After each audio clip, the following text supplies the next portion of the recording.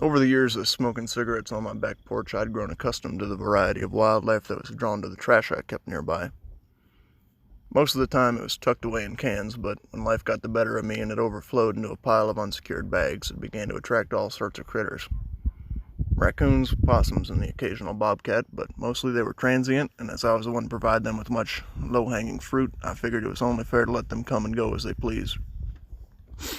One particularly large skunk, though, seemed to feel at home, and he became a regular visitor to my afternoon rituals.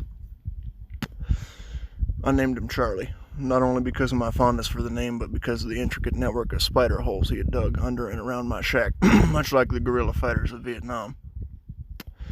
We've been able to peacefully cohabitate for a number of months, and I paid less mind to Charlie with each passing day. That is, until one fateful morning when I wandered into my yard to water my garden, donned my usual attire of little more than moccasins and underwear, the kind that are unfortunately prone to allowing one's vulnerable bits to dangle precariously out the side like some overchewed bubblegum. Turning on the spigot, I realized it had sprung a rather significant leak, but I thought little of it and turned to water my corn. This is where the troubles began. See, unbeknownst to me, Charlie had dug one of his spider holes directly underneath the spigot, and the leak began to flow into it. Upon hearing some frantic scuffles from behind me, I looked over and discovered Charlie had emerged from his den, quite sogged and even more disgruntled.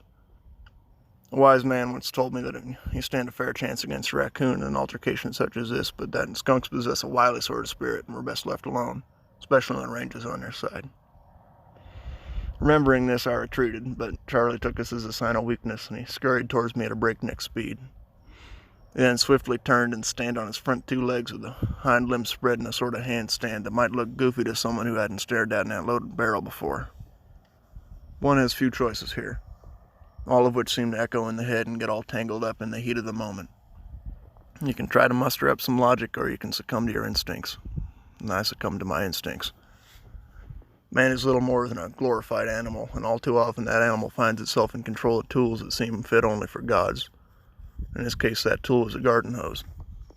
And in a moment of pure reaction, I shot, spraying down the little stinker, which immediately prompted him to do the same. We were locked in a stalemate. Him unable to accurately target me due to the force of the water, and myself not willing to advance for fear of putting myself more directly into his crosshairs. Perhaps hubris got the better of me, and I did attempt to advance.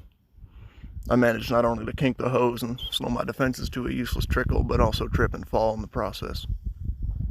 The battle had resulted in a large mud puddle in which I had now found myself face down, and I chose not to look. Sometimes you gotta know when you're beat, and if you find yourself powerless to fight the occasionally very soggy forces of life, I found it's best not to dwell on your helplessness, but rather make a concerted effort to control your reaction to it. This world will make a fool of you from time to time, so try not to make a fool of yourself more than you have to.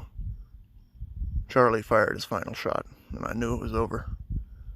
They say it's better to be a warrior in a garden than a gardener in a war, but it's hard to win a fight on an empty stomach.